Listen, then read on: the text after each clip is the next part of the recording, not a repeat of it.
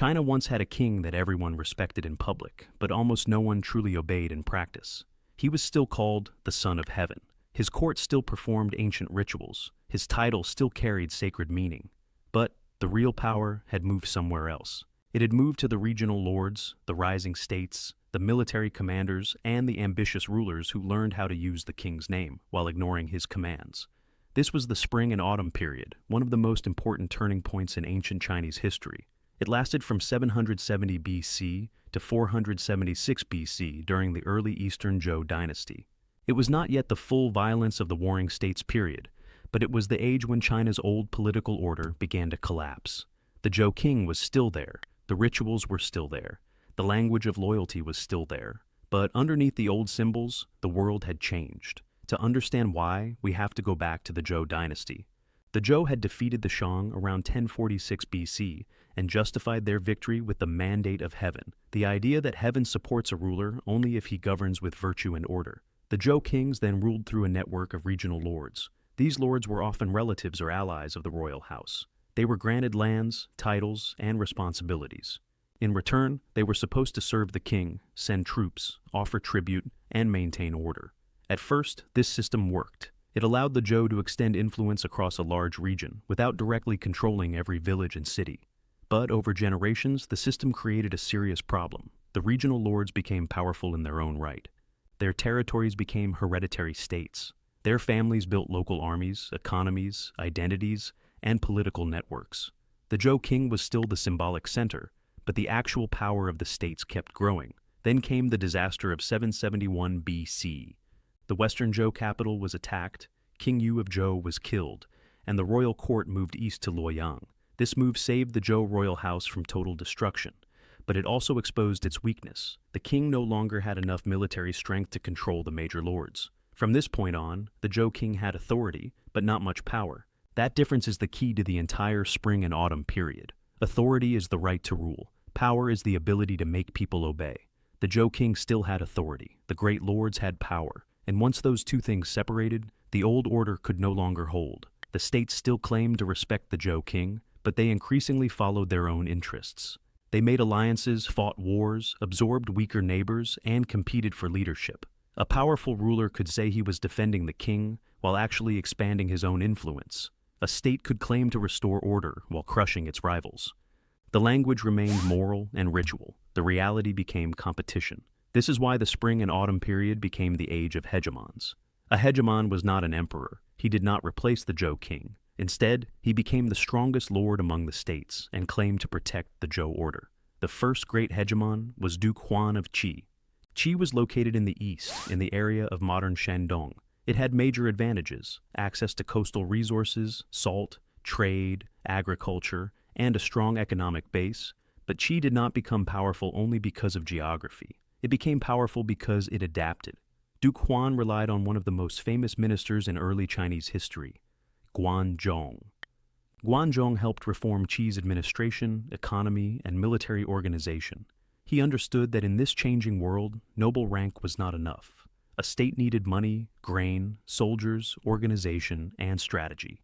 Qi became stronger because it was better managed. This was a major shift in Chinese history. In the old Zhou world, political status depended heavily on noble birth and ritual rank. In the Spring and Autumn period, practical statecraft began to matter more. The question was no longer only, who has the proper title? The question became, who can actually organize resources and win? Duke Huan of Qi used this strength to lead alliances and dominate other states. He claimed to respect the Zhou king and defend the civilized order. Later tradition often summarized this kind of politics with the phrase, respect the king and repel the barbarians. On the surface, it sounded loyal. In practice, it gave the hegemon a powerful excuse to lead. Duke Huan did not destroy the Zhou order. He used it. That was the genius of the early hegemons. They gained real power while still speaking the language of loyalty. But hegemonic power was fragile. It depended on strong rulers, capable ministers, and political balance. After Duke Huan died, Qi's dominance weakened. Other states rose to compete for leadership. The most important was Jin. Jin was a powerful northern state, and its most famous ruler was Duke Wen of Jin. Duke Wen's life was dramatic even before he came to power. He spent years in exile, traveling from state to state, depending on loyal followers, learning politics the hard way, and waiting for the moment to return. When he finally became ruler of Jin, he brought experience, patience, and ambition. Jin became one of the strongest powers of the spring and autumn period. Like Duke Huan of Qi, Duke Wen claimed to support the Zhou king and restore order. But he also used military force and alliance politics. His most famous victory came at the Battle of Chengpu in 632 BC, where Jin defeated Chu. This battle mattered because it confirmed Jin's leadership and temporarily checked the rise of Chu. Duke Wen's success shows how much the world had changed. The Zhou king did not decide who led the states, the strongest states did. The king could offer recognition and symbolic legitimacy, but real leadership came from military success, strategic alliances, and state power. And that brings us to Chu, one of the most important forces in the spring and autumn period. Chu rose in the south, around the middle Yangtze region. To many northern and central Zhou states, Chu seemed different.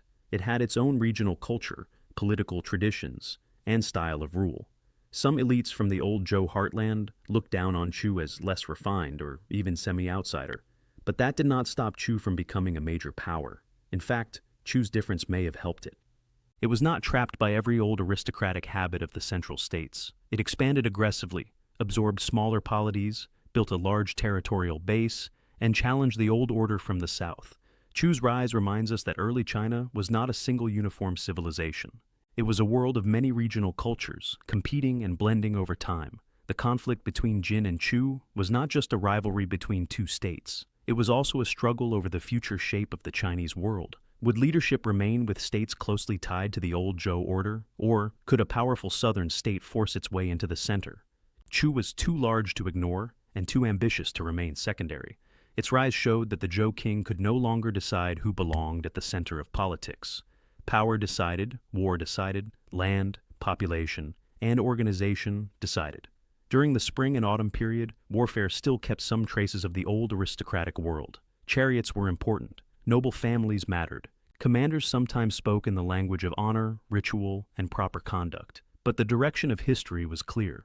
War was becoming more practical. States were absorbing smaller neighbors. Ministers were reforming governments. Rulers cared more about survival than ceremony. The old codes did not disappear overnight, but they were weakening. This is why the spring and autumn period is best understood as a transition. It stood between the Western Zhou world of ritual hierarchy and the warring states world of mass armies, harsh reforms, and total competition. The old order had not fully died, but the new order was already forming. One sign of this change was the growing importance of capable ministers. Guan Zhong in Qi is the clearest example. His success showed that a state could become stronger through administration, economic planning, and military organization. Talent began to matter more. A ruler who could use capable advisors had an advantage over one who relied only on noble pride. This trend would become even stronger later, when scholars, strategists, diplomats, and reformers traveled between states offering their skills. But its roots were already visible here. Another sign was the disappearance of smaller states. At the beginning of the period, there were many states of different sizes. Over time, stronger states conquered, annexed, or dominated weaker ones. This reduced the number of political players and made the survivors larger and more dangerous. Competition forced states to become more organized. If the Zhou king could no longer protect you, you had to protect yourself. If you could not protect yourself, you would be swallowed. Yet even as real power shifted, the Zhou king's symbolic authority still mattered. This is one of the most interesting parts of the period. The king was weak but not meaningless. Titles, rituals, and legitimacy still carried weight. Powerful lords did not simply say, "We want power." They said they were defending the king, protecting order, or punishing disorder. That tells us something important about politics. Even when force decides outcomes, people still want moral language to justify force. The spring and autumn period was full of that tension. Rulers wanted advantage, but they also wanted legitimacy. They competed for power, but they still used the vocabulary of the old order. This tension shaped the world into which Confucius was born. Confucius lived from 551 to 479 BC, near the end of the spring and autumn period. He was born in the state of Lu, a place known for preserving Zhou ritual traditions. Confucius saw the disorder around him and believed the real problem was moral collapse. Rulers were no longer acting like true rulers. Ministers were no longer acting like true ministers. Ritual had become empty. Titles no longer matched reality. For Confucius, the solution was not simply bigger armies or stricter punishments. The solution was moral restoration. Virtue, ritual, education, family responsibility, and humane government. He looked back to the early Zhou as a model of order, but he was not just being nostalgic. He was responding to a political world that was falling apart. His ideas made sense because he lived in a time when the old system still existed in form, but not in substance. The king still had the name. The hegemons had the power. That gap between name and reality deeply shaped Confucian thought. The Spring and Autumn period eventually gave way to the Warring States period. By the late 5th century BC, the old aristocratic order had weakened even further. Major states became larger, more centralized, and more militarized. Warfare became more intense. The division of Jin into Han, Zhao, and Wei is often seen as a major sign that the older political world had fully broken down. The Warring States period would become far more brutal and systematic, leading eventually to Qin's conquest and the creation of the first unified Chinese empire in 221 BC. But the roots of that later transformation were planted during the Spring and Autumn period. This was when the Zhou king lost real control. This was when the hegemons rose.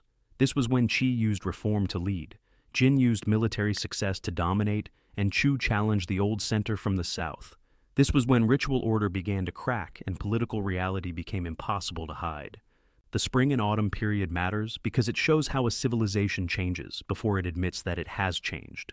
On the surface, there was still a king. There were still rituals. There was still talk of loyalty and order. But underneath, the states were already building the future. Duke Huan of Qi showed that reform and resources could create leadership. Guan Zhong showed that good administration could change the fate of a state. Duke Wen of Jin showed that exile, patience, and military success could turn a ruler into a hegemon. Chu showed that power could rise outside the old cultural center and force everyone else to respond. Confucius showed that political collapse could produce not only war, but philosophy.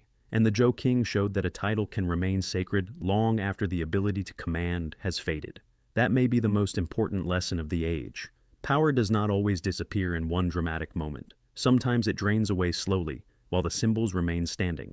A king can sit on the throne while others decide the future. A dynasty can keep its name while its political world has already changed. The Spring and Autumn period began with a damaged royal house trying to preserve an old order. It ended with a world moving toward bigger wars, stronger states, and eventually empire. The Zhou king still had the title, the hegemons had the power, and China was already walking toward a new age.